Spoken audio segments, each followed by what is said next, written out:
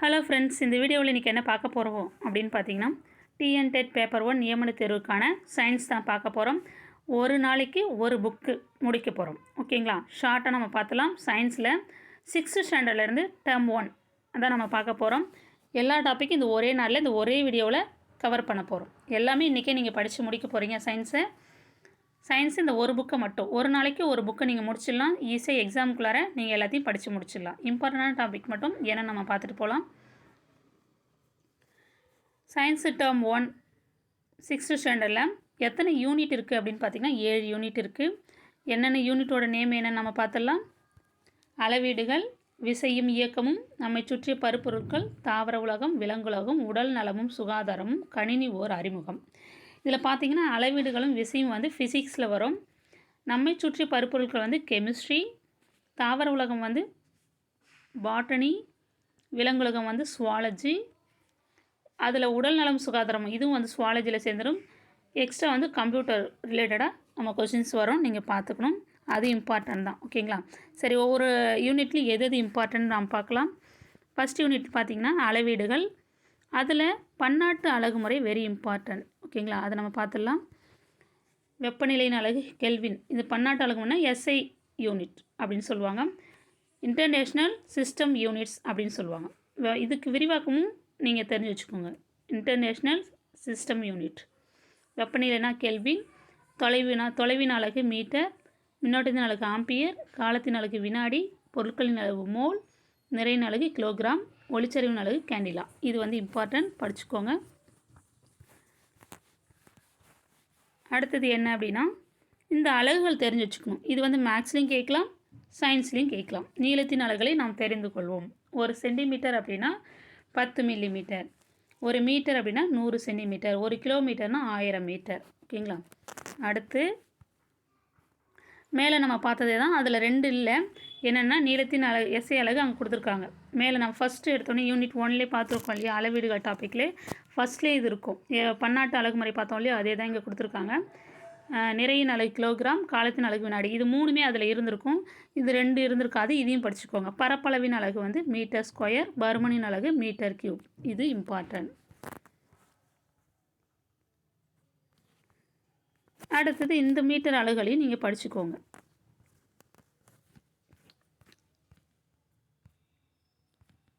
டெசிமீட்டர்லாம் இதில் கொடுத்துருக்காங்க பாருங்கள். இந்த மீட்டர் அலகுகளையும் நீங்கள் படிச்சுக்கோங்க. 10 டெசிமீட்டர்னால் 1 மீட்டர், 100 சென்டிமீட்டர்னால் 1 மீட்டர், 1 மீட்டர்னால் எத்தனை சென்டிமீட்டர், டெசிமீட்டர், மில்லிமீட்டர் அதெல்லாமே தெரிஞ்சு வச்சுக்கணும். அடுத்து 1 மீட்டர் அப்படின்னா நானோமீட்டர் சொல்லியிருக்காங்க பாருங்கள். எத்தனை 0 வரணும்? 9 0 வரணும். 1 10 100 1000 10,000 லட்சம் 10 லட்சம் கோடி 10 கோடி மில்லியன். 1 மில்லியன் நானோமீட்டர் தான் வந்து 1 மீட்டர் அப்படின்னு சொல்லுவாங்க. நானோ அப்படின்னா 9ன்னு ஞாபகம் வச்சுக்கணும். 9 அப்போது 9 0 வரணும். 1க்கு பக்கத்தில் 9 0 வரணும். இந்த கொஸ்டின் வந்து ஏற்கனவே டெட் பேப்பர் 1 கொஸ்டின் பேப்பரில் கேட்டிருக்காங்க. இதை பார்த்துக்கோங்க, இம்பார்ட்டன்ட் தான் அது. சயின்ஸ் கொஸ்டின் பேப்பரும் வந்து நான் ப்ரீவியஸ் வீடியோஸில் நான் போட்டிருக்கேன். போன வீடியோஸில் நான் போட்டிருக்கேன். Science question paper dead paper 1ல் கேட்கப்பட்ட 6 நாள் வந்து எக்ஸாம் நடந்தது இல்லையா, அந்த 6 நாளைக்கும் ஒரு நாளைக்கு 2 கொஸ்டின் பேப்பர், மொத்தம் 12 கொஸ்டின் பேப்பருக்கான சயின்ஸ் கொஸ்டின் வந்து நான் எடுத்து வீடியோவில் போட்டிருக்கேன். அதுக்கான ஆன்சர் சொல்லியிருப்பேன். அதை பார்த்துக்கோங்க. உங்களுக்கு அதுலேருந்து கொஸ்டின் வந்து கேட்க வாய்ப்பு இருக்குது.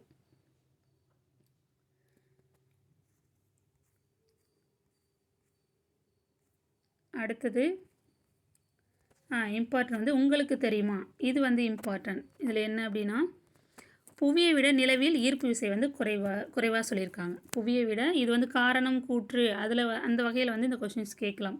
புவியை விட நிலவில் வந்து ஈர்ப்பு விசை குறைவுன்னு சொல்லியிருக்காங்க. எனவே அங்கே எடை குறைவாக இருக்கும், ஆனால் இரண்டிலும் நிறை சமமாகவே இருக்கும். அங்கே வந்து எடை கம்மியாக இருக்கும் எங்கன்னா நிலவில், ஆனால் நிறை வந்து சமமாக இருக்குமா. இரண்டிலும் வந்து நிறை சமமாக இருக்கும், எடை வந்து குறைவாக இருக்கும். நிலவின் ஈர்ப்பு விசை புவியின் ஈர்ப்பு விசையை போல் 6ல் 1 பங்குன்னு சொல்லியிருக்காங்க.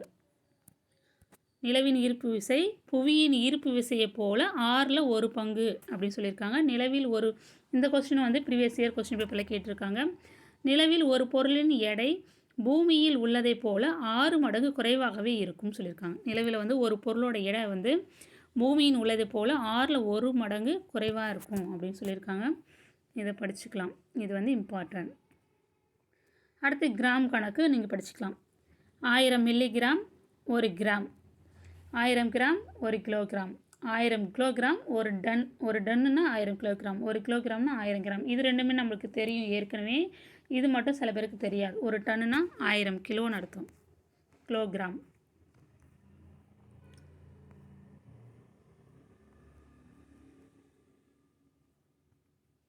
அடுத்தது இந்த பாக்ஸ் பாருங்கள், மேலும் அறிவும் கொடுத்துருக்காங்க பாருங்கள். ஓடோமீட்டர் என்பது தானியங்கி வாகனங்கள் கடக்கும் தொலைவை கணக்கிடுவதற்கு பயன்படும் ஒரு கருவி. இது இம்பார்ட்டன்ட் படிச்சுக்கோங்க. ஓடோமீட்டர் எதனை அளக்க பயன்படுது அப்படின்னு பார்த்தீங்கன்னா, தானியங்கி வாகனங்கள் கடக்கும் தொலைவை கணக்கிடுவதற்கு பயன்படும் ஒரு கருவி தான் வந்து ஓடோமீட்டர்.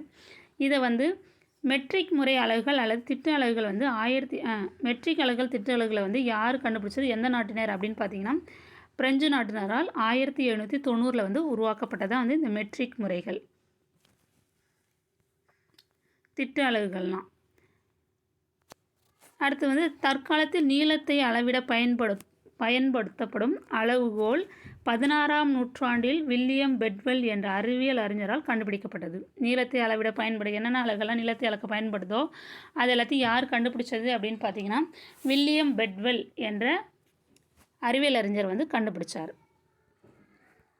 அடுத்து பிரான்ஸ் நாட்டின் தலைநகர் பாரிஸில் உள்ள எடைகள் மற்றும் அளவீடுகளுக்கான அனைத்துலக நிறுவனத்தில் பிளாட்டினம் இரிடியம் உலோக கலவையிலான படித்தர மீட்டர் கம்பி ஒன்று வைக்கப்பட்டுள்ளது. இந்த மீட்டர் கம்பியின் நகல் வந்து எங்கே வச்சுருக்காங்க அப்படின்னு பார்த்தீங்கன்னா, டெல்லியில் உள்ள தேசிய இயற்பியல் ஆய்வகத்தில் வந்து வச்சுருக்குறாங்க.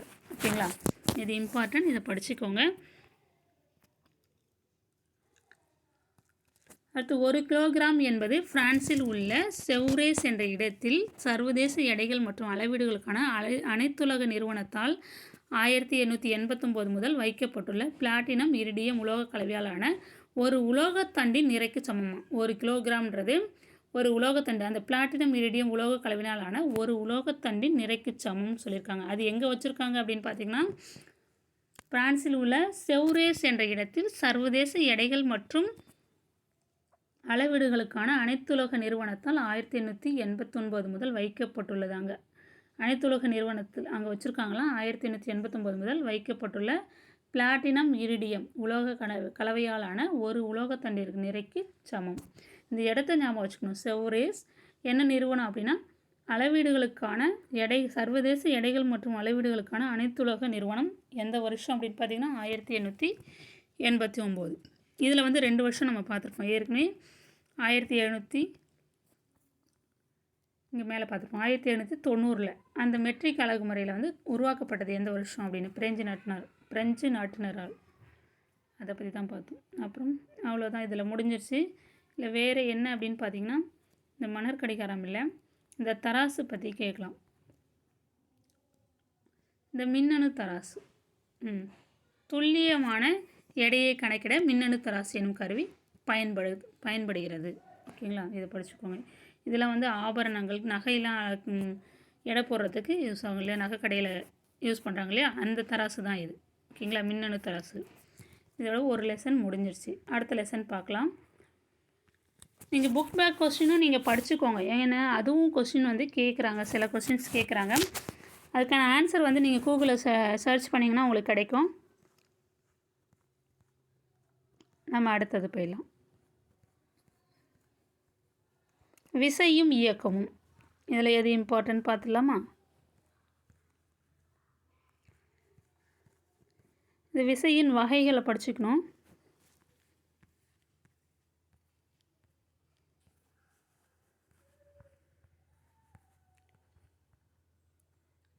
உங்களுக்கு தெரியுமா இருக்கு பாருங்கள். இந்தியாவின் பழங்கால வானியலாளர் யாருன்னு பார்த்தீங்கன்னா ஆரியபட்டா. நீங்கள் ஆற்றில் ஒரு படகில் செல்லும்போது எவ்வாறு ஆற்றின் கரையானது உங்களுக்கு பின்புறம் எதிர் திசையில் செல்வது போல தோன்றுகிறதோ அதே போல வானில் உள்ள நட்சத்திரங்களை நாம் காணும்போது அவை கிழக்கிலிருந்து மேற்காக செல்வதாக தோன்றுவதால் நிச்சயம் நமது பூமியானது மேற்கிலிருந்து கிழக்காகத்தான் சுற்ற வேண்டும் என்று அனுமானித்தவர் யார் அப்படின்னு பார்த்தீங்கன்னா ஆரியபட்டா. ஓகேங்களா, நம்மளது பூமியானது மேற்கிலிருந்து கிழக்காக தான் சுற்ற வேண்டும் என்று அனுமானித்தவர் யாருன்னு கொஸ்டின்ஸ் கேட்கலாம்.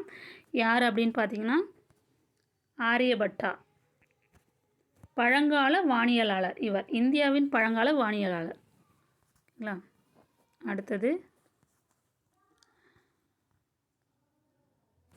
விசைனா என்னன்னு கொடுத்துருக்காங்க பாருங்கள். அந்த பாக்ஸில் பொருளின் மீது உயிருள்ள அல்லது உயிரற்ற காரணிகளால் செயல்படுத்தப்படும் தள்ளுதல் அல்லது இழுத்தல் செயல்தான் வந்து விசை அப்படின்னு சொல்கிறாங்க.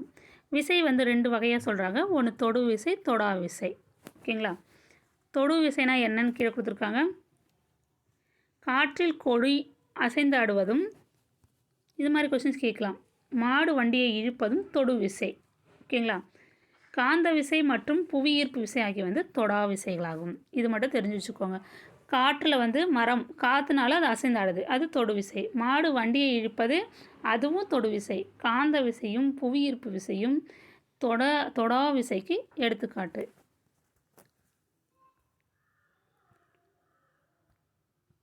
இந்த இதில் ஒரு படமாக போட்டு கொடுத்துட்டாங்க பாருங்கள்.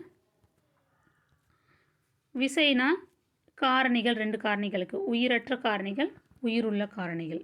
தொடுதலின் அடிப்படையில் வகைப்படுத்துறது அப்படின்னா தொடு விசை, தொடா விசைன்னு. ஓகேங்களா?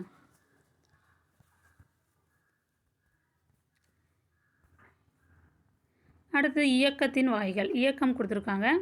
இயக்கம்னா என்னென்னு டெஃபினேஷன் பார்த்துக்கோங்க.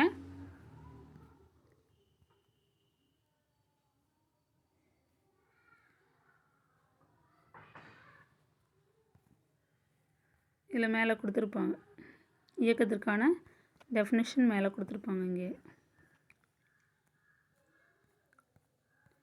அடுத்து இயக்கத்தின் வகைகள். இதில் ஒன்று ஒன்றா கொடுத்துருப்பாங்க பாருங்கள். இயக்கத்தின் வகைகள் தோருக்கு பாருங்கள். சுழற்சி இயக்கம், வட்டப்பாதை இயக்கம், நேர்கோட்டு இயக்கம் மற்றும் அலைவு இயக்கம் ஆகிய 4 இயக்கங்களை பென்சில் மேற்கொள்கிறது என நாம் கூறலாம். மேலே பென்சில் இதில் கொடுத்துருக்காங்க பாருங்கள். இந்த பென்சிலை வச்சு அந்தந்த படத்தை வச்சு சொல்லியிருக்காங்க. ஃபஸ்ட்டு வந்து இதில் என்ன செய்கிறாங்க பாருங்கள், பென்சில் திருவுறாங்க. ஓகேங்களா? அது என்ன இயக்கம் அப்படின்னா சுழற்சி இயக்கம். பென்சிலை திருவுறாங்க ஷார்ப்னர் கொண்டு. அடுத்தது வட்டப்பாதை இயக்கம். காம்பஸில் பென்சில் போட்டு ஒரு வட்டம் வரைகிறாங்க, அது வட்டப்பாதை இயக்கம். அடுத்து நேர்கோட்டு இயக்கம். ஸ்கேல் வச்சு பென்சிலில் கோட் போடுறாங்களே, அது நேர்கோட்டு இயக்கம். மற்றும் அலைவு இயக்கம். நம்ம 2 கை விரல்களுக்கு இடையில் பென்சிலை வச்சு இப்படி நம்ம கையால் பென்சிலை இப்படி திருப்புவோம் பாருங்கள், அதுதான் வந்து அவங்க அலைவு இயக்கம் அப்படின்னு 4 இயக்க வகைகள் சொல்லியிருக்காங்க. ஒவ்வொன்றுத்துக்கும் உதாரணம் கொடுத்துருக்காங்க. இதில் ஏதோ கொடுத்துருக்காங்க பாருங்கள். நேர்கோட்டு இயக்கம், அதுக்கு உதாரணம் கொடுத்துருக்காங்க. நேர்கோட்டு பாதையில் நடைபெறும் இயக்கம். நேர்கோட்டு பாதையில் நடந்து சென்று கொண்டிருக்கும் மனிதன், இதுதான் வந்து நேர்கோட்டு இயக்கம். நேர்கோட்டு பாதையில் அந்த இயக்கம் வந்து நடைபெறும்னு சொல்கிறாங்க. இதான் வந்து நேர்கோட்டு இயக்கம். அடுத்து வளைவு பாதை இயக்கம். முன்னோக்கி சென்று கொண்டு தனது பாதையின் திசையை தொடர்ந்து மாற்றிக்கொண்டே இருக்கும் பொருளின் இயக்கம்தான் வந்து வளைவு பாதை இயக்கம். முன்னோக்கி சென்று கொண்டு தனது பாதையின் திசையை தொடர்ந்து மாற்றிக்கொண்டே இருக்கும் பொருளின் இயக்கம். ஓகேங்களா? நம்ம இப்போ நேராக ரோட்டில் போகிறோம் இல்லையா, அப்போ வளைஞ்சு போகிறோம் இல்லையா. இப்போ வீசி எறியப்பட்ட பந்தை இப்போ வீசி எறிகிறோம், ஏதாவது ஒரு இடத்துல பட்டுட்டு அது திருப்பி வேறு டைரெக்ஷன் போகுது இல்லையா, வேறு திசையில் போகுது இல்லையா, அதுதான் வந்து வளைவு பாதை இயக்கம் அப்படின்னு அதுக்கு எடுத்துக்காட்டாக சொல்லியிருக்காங்க. அடுத்தது வட்டப்பாதை இயக்கம். வட்டப்பாதையில் நடைபெறும் இயக்கம். எடுத்துக்காட்டு கயிற்றின் முனையில் கட்டப்பட்டு சுழற்றப்படும் கல்லின் இயக்கம். இப்போ கயிற்றின் முனையில் ஒரு கயிறில் ஒரு முனையில் வந்து கல்லை கட்டுறோம், கல்லை கட்டி கீழே இப்படி விடக்குள்ளார அது எந்த வாட்டம் சுற்றும் பார்த்தீங்கன்னா 2 வாட்டமும் சுற்றும். ஓகேங்களா? அதான் வட்டப்பாதை இயக்கம். ஒரே பக்கமாகவும் சுற்றும், இல்லை இன்னொரு சைடு நம்ம எந்த பக்கம் சுற்றி விடுறோமோ அதே பக்கத்தில் சுழண்டு இருக்கும், அதான் வந்து வட்டப்பாதை இயக்கம். அடுத்து தற்சுழற்சி இயக்கம். ஒரு அச்சினை மையமாக கொண்டிருக்கும் பொருளின் இயக்கம் தற்சுழற்சி. பம்பரத்தின் இயக்கம். பம்பரம் பார்த்திங்கன்னா ஒரே இடத்துல ஒரே அச்சில் ஒரே இடத்துல நின்றுட்டு சுற்றும், அதுதான் வந்து சுழற்சி இயக்கத்துக்கு எடுத்துக்காட்டு. அடுத்து அலைவு இயக்கம். ஒரு புள்ளியை மையமாக கொண்டு ஒரு குறிப்பிட்ட கால இடைவெளியில் முன்னும் பின்னுமாகவோ அல்லது இடம் வலமாகவோ மாறி மாறி நகரும் பொருளின் இயக்கம் வந்து அலைவு இயக்கம் சொல்கிறாங்க. ஒரு புள்ளியை மையமாக கொண்டோ அல்லது ஒரு குறிப்பிட்ட கால இடைவெளியில் முன்னும் பின்னுமாக அல்லது இடம் வலமாக மாறி மாறி நகரும் பொருளின் இயக்கம் தான் வந்து அலைவு இயக்கம். இது வந்து தனி ஊசலுக்கு எடுத்துக்காட்டு வந்து தனி ஊசல் கொடுத்துருக்காங்க. அலைவு இயக்கத்துக்கு எதை சொல்லலாம் அப்படின்னா கடிகார பெல் இருக்கும் பாருங்கள். பழைய கடிகாரம்லாம் பார்த்தீங்கன்னா பழங்காலத்து கடிகாரம்லாம் கீழே பெல் கொடுத்துருப்பாங்க. 1 மணிக்கு ஒரு பெல் அடிக்கும், 2 மணிக்கு 2 பெல் அடிக்கணும். அந்த ஒரு குறிப்பிட்ட அளவில் வந்து அது இப்படி இப்படி நகர்ந்துருக்கும் அந்த பெல்லு. அந்த சவுண்டு கேட்டுட்டு அது நகர்ந்துருக்கும் இல்லையா, அந்த பெல்லை தான் வந்து இதுக்கு எடுத்துக்காட்டாக நம்ம சொல்லலாம். தனி ஊசலையும் நீங்கள் சொல்லலாம்.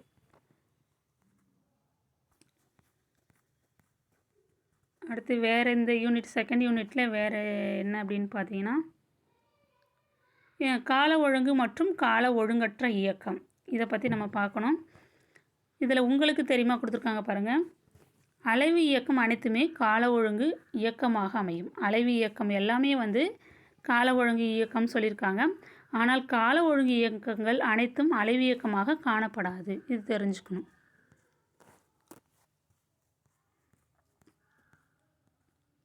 அடுத்தது இது வேகம்னா என்ன இதை படிச்சுக்கோங்க. ஓரலகு காலத்தில் ஒரு பொருள் கடந்த தூரமே அதன் வேகம். ஒரு அலகு காலத்தில் ஒரு பொருள் ஒரு இடத்துலேருந்து கடந்த தூரம் தான் வந்து அதனுடைய வேகம் அப்படின்னு சொல்கிறாங்க. இதில் பொருளானது d தொலைவினை t கால இடைவெளியில் கடந்தால் இதுக்கான இந்த ஃபார்முலா படிச்சுக்கோங்க, கேட்பாங்க. இந்த ஃபார்முலாவும் இதையும் படிச்சுக்கோங்க, அதுக்கு என்ன மீனிங்கும் படிச்சுக்கோங்க. வேகம் ஈக்குவல் டு கடந்த தொலைவு பை எடுத்துக்கொண்ட காலம். வேகம் ஈக்குவல் டு கடந்த தொலைவு பை எடுத்துக்கொண்ட காலம். இது வந்து ப்ரீவியஸ் இயர் கொஸ்டின் டிஎன்பிஎஸ்சியில் கேட்பாங்க அடிக்கடி. டெட்டு பேப்பர்லையும் கேட்க வாய்ப்பு இருக்குது, படிச்சுக்கோங்க. அப்போ வேகத்தின் அலகு என்ன? இது வேகத்துக்கான சமன்பாடு. இது வேகத்துக்கான அலகு என்னன்னு இங்கே கொடுத்துருக்காங்க பாருங்கள். நம்ம ஏற்கனவே பார்த்துருக்கோம், மீட்டர் பை வினாடி. ஓகேங்களா? கடந்த தொலைவு எதில் சொல்லுவோம்? மீட்டரில் சொல்லுவோம். எடுத்துக்கொண்ட காலம் எதில் சொல்லுவோம்? வினாடின்னு சொல்லுவோம். அப்போ அதனுடைய அலகு பார்த்திங்கன்னா மீட்டர் பை வினாடின்னு சொல்லுவாங்க. கடந்த தொலைவு மீட்டர், கிலோமீட்டர் அதுலேயும் நம்ம சொல்லலாம். இந்த இடத்துல மீட்டரில் குறிப்பிட்டிருக்காங்க, மீட்டர் பை வினாடி. இது வந்து வேகத்திற்கான எஸ்ஐ அலகு, மீட்டர் பை வினாடின்றது இங்கே கொடுத்துருக்காங்க பாருங்கள். ஓகேங்களா? இந்த கணக்கெலாம் கேட்கலாம். ஒரு வாகனம் 1 மணி நேரத்தில் 3.5 கிலோமீட்டர் தொலைவை கடக்கும்போது அதனுடைய வேகத்தை 300 கிலோமீட்டர் பை மணி என்று கூறுகிறோம். அதாவது மணிக்கு 300 கிலோமீட்டர் தொலைவு. இது கணக்கெலாம் கொடுத்துருக்காங்க, இந்த கணக்கு போட்டு பாருங்கள். அந்த ஃபார்முலா வச்சு நீங்கள் யூஸ் பண்ணி போட வேண்டியதான். கால ஒழுங்கு மாற்றம், கால ஒழுங்கற்ற மாற்றம் படிச்சுக்கணும். இது சீரான இயக்கம், சீரற்ற இயக்கம். இதை இங்கே கொடுத்துருக்காங்க பாருங்கள். இந்த இயக்கத்தை இதை படிச்சுக்கோங்க. இந்த டேபிளர் காலம் நீங்கள் படித்தா போதும், அதுக்கான எக்ஸாம்பிள் படித்தா போதும். இந்த லெசனில் இதான் இருக்கிறது. இயக்கம் ஃபஸ்ட்டு விசை பார்த்துருப்பீங்க, தொடு விசை, தொடா விசை அப்படின்னு பார்த்துருப்பீங்க. இயக்கம், அடுத்து இயக்கத்தில் இயங்கும் பாதையின் அடிப்படையில் இயக்கம் எத்தனை வகையாக இருக்குது, சீரான வேகத்தின் அடிப்படையில் எத்தனையாக இருக்குது, காலம் இயங்கும் பாதையின் அடிப்படையில், கால இடைவெளி அடிப்படையில், சீரான வேகத்தின் அடிப்படையில். இயங்கும் பாதையில் அடிப்படையில் தான் வந்து நேர்கோட்டு இயக்கம், வளைவு பாதை இயக்கம், வட்டப்பாதை இயக்கம், சுழற்சி இயக்கம், அலைவு இயக்கம், ஒழுங்கற்ற இயக்கம்னு வந்து மொத்தம் 6 வகை கொடுத்துருக்காங்க. கால இடைவெளி அடிப்படையில் வந்து 2ஆக கொடுத்துருக்காங்க. கால ஒழுங்கு இயக்கம், கால ஒழுங்கற்ற இயக்கம். அடுத்து சீரான வேகத்தின் அடிப்படையில் சீரான இயக்கம், சீரற்ற இயக்கம். ஓகேங்களா? இதை படிச்சுக்கலாம்.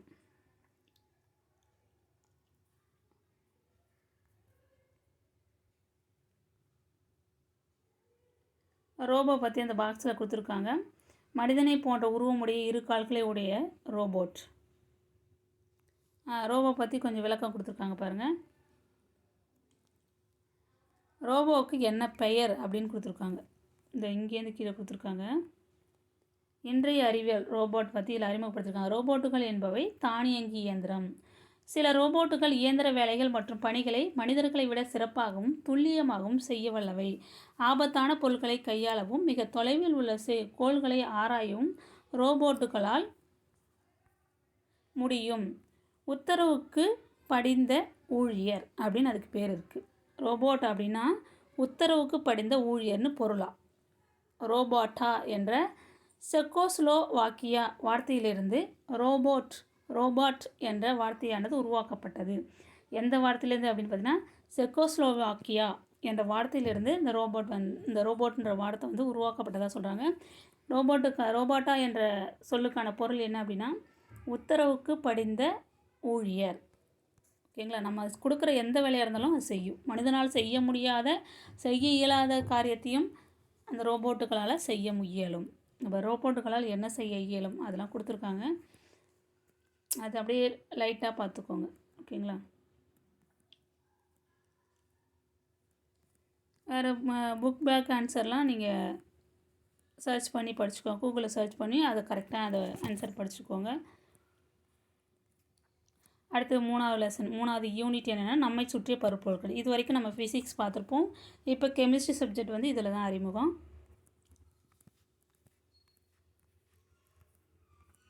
இதில் எது இம்பார்ட்டண்ட் அப்படின்னு பார்த்திங்கன்னா பருப்பொருட்களின் இயற்பியல் தன்மை. பருப்பொருட்களின் இடத்தை அடைத்துக்கொள்ளும் மற்றும் அவற்றிற்கு நிறை உண்டு. பருப்பொருட்களை பற்றி கொடுத்துருக்காங்க. அது ஃபஸ்ட்டு சும்மா இன்ட்ரொடக்ஷன் பார்த்துக்கோங்க. பருப்பொருள் இடத்தை அடைத்துக்கொள்ளும் மற்றும் அவற்றிற்கு நிறை உண்டு. பருப்பொருட்கள் எத்தகைய தன்மையுடையவை என்ற கேள்விக்கு தத்துவ மேதைகள் பதில் காண முற்பட்டனர். அவர்கள் சில கருத்துக்களை கூறினர். இந்திய தத்துவ மேதை யாருன்னு பார்த்தீங்கன்னா கனடா மற்றும் கிரேக்க தத்துவ மேதை யாருன்னா டெமோக்ரட்டிஸ் ஆகிய இருவரும் அணுவை குறித்து ஒத்த சிந்தனையுடன் இருந்தனர் என்று அறியப்படுகிறது. இந்திய தத்துவ மேதை கனடா, கிரேக்க தத்துவ மேதை டெமோக்ரட்டிஸ் ஆகிய இருவரும் அணுவை குறித்து ஒத்த சிந்தனையுடன் இருந்தனர் என்று அறியப்படுகிறது. கனடா பருப்பொருட்களில் உள்ள சிறிய துகளை வந்து பரமாணு என அழைத்தார். கனடான்ற தத்துவ மேதை, இந்திய தத்துவ மேதை வந்து பருப்பொருட்களை என்னன்னு சொல்லி அழைத்தார் அப்படின்னா பரமாணு அப்படின்னு அழைத்தார். கிரேக்க தத்துவ மேதை டெமோக்ரட்டிஸ் வந்து அட்டாமஸ், அதாவது அணுன்னு சொல்லி அழைச்சிருக்காரு. ஏன்னா டெமோக்ரட்டிஸ், அது தெரிஞ்சு வச்சுக்கோங்க.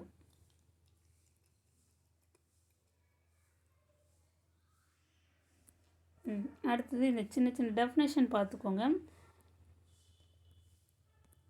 மேலே என்ன இருக்குது அப்படின்னு பார்த்தீங்கன்னா ஒரு சிறிய நூல் ஒன்று துண்டு துண்டாக தொடர்ந்து கத்தியால் வெட்டப்படுவதாக கருவோம். அது ஒரு தருணத்தில் முடிவற்ற நிலையை அடைய அதனை நம்மால் வெட்ட முடியாது. அந்த சிறிய துண்டும் லட்சக்கணக்கான மூலக்கூறுகளை கொண்டிருக்கும். இந்த மூலக்கூறுகள் மிகச்சிறிய அணுக்களால் ஆனவை. பருப்பொருட்கள் அத்தகைய சிறிய துகள்களால் ஆனவை. இவற்றை சக்தி வாய்ந்த நுண்ணோக்கியால் கூட நம்ம பார்க்க முடியாதுன்னு சொல்லியிருக்காங்க. இந்த அணுக்களை துகள்களை சின்ன சின்ன துகள்களை சொல்லியிருக்காங்க.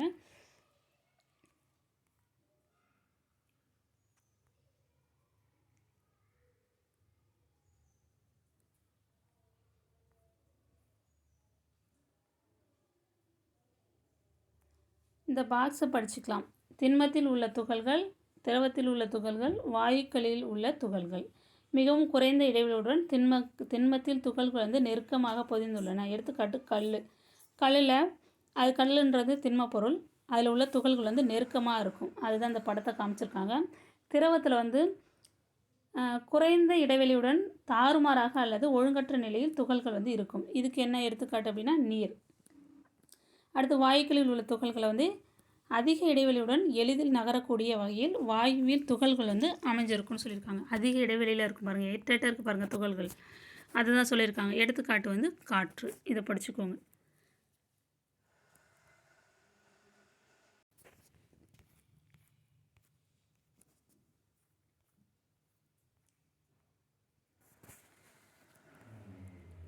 அடுத்து திண்மம்னா என்ன, திரவம்னா என்ன, வாயுனா என்ன, இந்த பாக்ஸை படிச்சுக்கலாம். குறிப்பிட்ட வடிவம் இருக்கும் திண்மத்திற்கு. குறிப்பிட்ட வடிவம் மற்றும் பருமன் கொண்டது.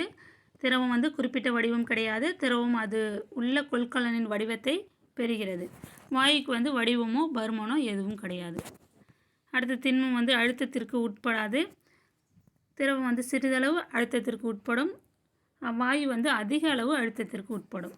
அடுத்த திண்மம் துகள்களுக்கு இடையே உள்ள இடைவெளி. இப்போ தான் நம்ம பார்த்தோம் இல்லையா, அதுதான் அது 3rd பாயிண்ட்டாக கொடுத்துருக்காங்க. அதுக்குள்ளே இடைவெளி எப்படி இருக்குன்னு கொடுத்துருக்காங்க. திண்மம், திரவம், வாயுவில். 4th பாயிண்ட்டு துகள்கள் ஒன்றை ஒன்று அதிக அளவில் ஈர்க்கும். எதுனா திண்மத்தில். அடுத்து திரவத்தின் துகள்களுக்கு இடையே உள்ள ஈர்ப்பு விசை திண்ம பொருளில் உள்ளதை விட குறைவு. அடுத்தது வாயுவின் துகள்களுக்கு இடையே உள்ள ஈர்ப்பு விசை மிகவும் குறைவு. அடுத்து திண்மத்தின் துகள்கள் எளிதில் நகராது. திரவத்தின் துகள்கள் எளிதில் நகரும். ஏன்னா இது வந்து லிக்யூடாக இருக்குது இல்லையா, அதனால் நகரும்.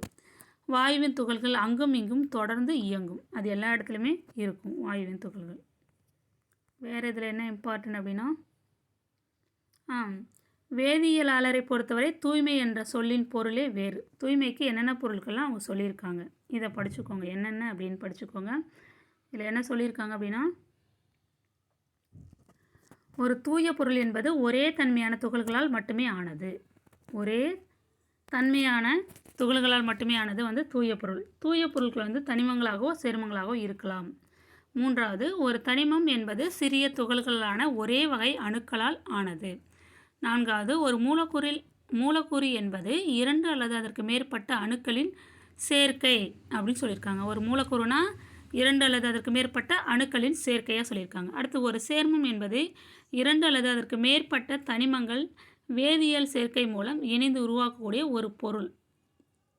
ஒரு சேர்மம் அப்படின்னா 2 அல்லது அதற்கு மேற்பட்ட தனிமங்கள் வேதியியல் சேர்க்கை மூலம் இணைந்து உருவாக்கக்கூடிய ஒரு பொருள் தான் வந்து சேர்மம் சொல்கிறாங்க. கலவை அப்படின்னா 2 அல்லது அதற்கு மேற்பட்ட பகுதி பொருள்களை கொண்டது. இதான் பாருங்கள், பருப்பொருட்களை 2ஆக பிரிச்சிருக்காங்க. ஒன்று தூய பொருள், ஒன்று கலவை. தூய பொருட்களை 2ஆக பிரிச்சிருக்காங்க. என்னென்னா தனிமம், சேர்மம். கலவையை வந்து ஒருபடித்தான கலவை, பலபடித்தான கலவைன்னு 2ஆக பிரிச்சிருக்காங்க. இதை படிச்சுக்கலாம்.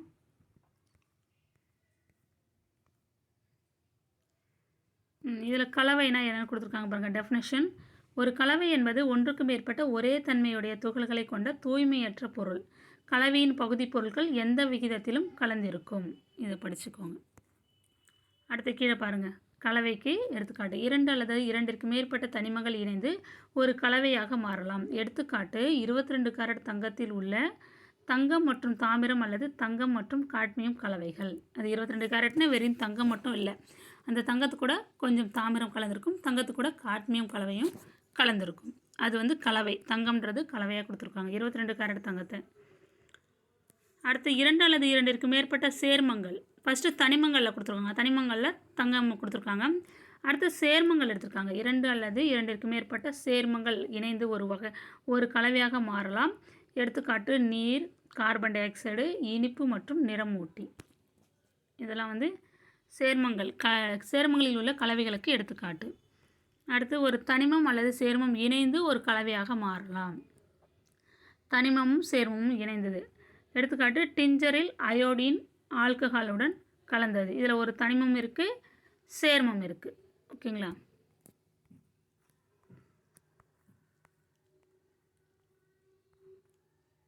அடுத்து கலவையை பிரித்தெடுக்கும் முறை கொடுத்துருக்காங்க பாருங்கள். இந்த பாக்ஸ் வச்சு நீங்கள், இந்த படத்தை வச்சு நீங்கள் தெரிஞ்சுக்கலாம். இந்த படத்தில் என்ன கொடுத்துருக்காங்கன்னா, நடுவில் மட்டும் பாருங்கள். தூய பொருட்கள், பருப்பொருட்கள், கலவைகள்னு கொடுத்துருக்காங்க. பருப்பொருட்களை வந்து திண்மங்களை பிரித்தல், தூய பொருட்களை வந்து திண்ம நீர்ம கலவையை பிரித்தல். கலவைகளை நாம் ஏன் பிரிக்க வேண்டும் அதை பற்றி கொடுத்துருக்காங்க. இல்லை ஒவ்வொரு பிரித்தல் முறையும் நீங்கள் படிச்சுக்கோங்க. இங்கே இருக்கும் பாருங்கள், அதுக்கான எடுத்துக்காட்டு கொடுத்துருக்காங்க. ஃபஸ்ட்டு என்னென்னா வடிகட்டுதல். எதுனா நம்ம டீ வடிகட்டுறோம் இல்லையா, அது வடிகட்டுதல். தேயிலை தூள் வடிகட்டியில் தக்க வைக்கப்பட்டு தெளிந்த தேநீர் கரைசல் மிக சிறிய துளை வழியே வெளியேற்றப்படுகிறது. இதுக்கு தான் வந்து வடிகட்டுதல் அப்படின்னு கொடுத்துருக்காங்க. அடுத்து கடைதல். தயிர் கடைகிறோம் இல்லையா, தயிரிலிருந்து வெண்ணெய் எடுத்தல். இதுதான் கடைதலுக்கு எடுத்துக்காட்டு. நீங்கள் அந்த எடுத்துக்காட்டை மட்டும் படிச்சுக்கோங்க. சலித்தல் முறையில் என்ன அப்படின்னா, மாவில் இருந்து தவிடை நீக்குதல், மணலில் இருந்து சரளை கற்களை நீக்குதல். கட்டுமான பணிகளில் மணலில் இருந்து சரளை கற்களை, வீடு கட்டுறதுக்கு நம்ம சல்லடையில் சலிப்பாங்க பாருங்கள், அதுதான் வந்து சலித்தல். அடுத்தது இது முக்கியம், இது இம்பார்ட்டண்டான கொஸ்டின். பிஜிடிஆர்பில் கேட்குறாங்க, டெட் பேப்பர் 1லேயும் கேட்டிருக்காங்க, டிஎன்பிஎஸ்சிலையும் இந்த கொஸ்டின்ஸ் கேட்டிருக்காங்க. என்னென்னா, துணி துவைக்கும் இயந்திரம், அதாவது வாஷிங் மிஷின் இருக்கு இல்லையா, அதில் வந்து என்ன பயன்படுத்துகிறாங்க? இந்த பிரித்தல் முறையில் என்ன பயன்படுத்துகிறாங்க? கலவை பிரித்தல் முறையில் எதை பயன்படுத்துகிறாங்க அப்படின்னா, மைய விலக்கல்ன்ற முறையை வந்து பயன்படுத்துகிறாங்க. துணி துவைக்கும் இயந்திரம் மூலம் ஈரம் நிறைந்த துணிகளிலிருந்து நீர் வெளியேற்றப்பட்டு அவை உலர்த்தப்படுகின்றன. இந்த முறைக்கு மைய விலக்கல் என்று பெயர். இதை படிச்சுக்கலாம், இது இம்பார்ட்டன்ட். அடுத்து கதிரடித்தல். இது என்னென்னா, கம்பு இதெல்லாம் அடிக்கிறாங்க இல்லையா, நாம் செடியில் இருந்து பூக்களை பறிக்கும்போது தண்டுகளில் இருந்து அவற்றை பிரிக்கிறோம். தாவர தண்டுகளில் இருந்து பெறப்படும் நெல் மற்றும் கோதுமை, இந்த கதிர்களை வந்து நம்ம அடித்து தான் அது தனியாக எடுக்க முடியும். அப்படியே கையால் நம்ம பிச்சு எடுக்க முடியாது. அதை காய வச்சு அடித்தோம் அப்படின்னா நம்மளுக்கு தனியாக அது வந்துடும். ஓகேங்களா? எதுனா நெல், கோதுமைலாம். இதுதான் வந்து கதிரடித்தல் அப்படின்னு சொல்கிறாங்க. அதோ அடிக்கிறாங்க பாருங்கள், அந்த படத்தில் காமிச்சிருக்காங்க. அடுத்து தூற்றுதல். கோதுமை மற்றும் பிற உணவு தானியங்கள் உமியால் மூடப்பட்டிருக்கும். உமியை நம்மால் உண்ண முடியாது. உமி மிகவும் மென்மையாக இருப்பதால் காற்றினால் எளிதாக அடித்து செல்லப்படும். தானியங்களிலிருந்து உமியை அகற்றுவதற்கு பயன்படும் முறைக்கு தூற்றுதல் அப்படின்னு பெயர். தானியங்களிலிருந்து உமியை அகற்றுவதற்கு பயன்படும் முறை, அதாவது கோதுமை, அரிசி, கம்பு, கேழ்வரகு இதிலேருந்து உமி இருக்கும், அதெல்லாம் நீக்குவதற்கு பயன்படுத்தும் முறை தான் வந்து தூற்றுதல் முறையில் நம்ம அதை பிரித்து எடுக்கிறாங்க. அடுத்தது உமின்றது என்னென்னு கொடுத்துருக்காங்க. உமி என்பது விதை அல்லது தானியத்தை சுற்றி காணப்படும் கடினமான அல்லது பாதுகாப்பான உரையாகும். அரிசியின் வளர்நிலை காலங்களில் இது அரிசியை பாதுகாக்கிறது. கட்டுமான பொருளாகவும் உரமாகவும் மின்காப்பு பொருளாகவும் எரிபொருளாகவும் இது பயன்படுகிறது. இந்த உரம், இந்த உமியை பற்றி கொடுத்துருக்காங்க. உமி வந்து எதற்கு பயன்படுது அப்படின்னா கட்டுமான பொருளாக பயன்படுது, மின்காப்பு பொருளாக பயன்படுது, எரிபொருளாகவும் அது பயன்படுத்துகிறாங்க. அடுத்து கைகளால் தெரிந்தெடுத்தல் எதுனா தானியங்களிலிருந்து மாறுபட்ட உருவத்தை பெற்றிருக்குமாலும் அவற்றை நாம் எளிதாக அடையாளம் கொண்டு கைகளால் நீக்குவோம். ஆமாம், இப்போ ஏதோ ஒரு பொருள் இருக்குன்னா அதில் அதை விட வேறு பொருள் அது உள்ளே கலந்துருக்குன்னா நம்மளுக்கு தெரியும், டிஃப்ரெண்ட்டாக இருக்கும். அதில் இப்போ அரிசியிலேருந்து கல்லை பொறுக்கி எடுக்கிறோம் இல்லையா, கல் வேறு மாதிரியாக இருக்குது, அதெல்லாம் பொறுக்கி எடுக்கலாம். அரிசி மாதிரியே கல் இருந்ததுன்னா நம்மளால் பார்த்து தான் நம்ம எடுக்க முடியும். ஓகேங்களா, இதுக்கு தான் வந்து அது எடுத்துக்காட்டாக சொல்லியிருக்காங்க. எதுனா கைகளால் தெரிந்தெடுத்தல். அடுத்து காந்த பிரிப்பு முறை. இது இரும்பு துகள்கள் கலந்திருக்கும் ஒரு கலவையில் இரும்பானது காந்தத்தால் கவரப்படும் என்ற பண்பினை பயன்படுத்தி காந்தத்தன்மையுடைய பொருட்களை பிரித்து எடுக்கிறாங்க.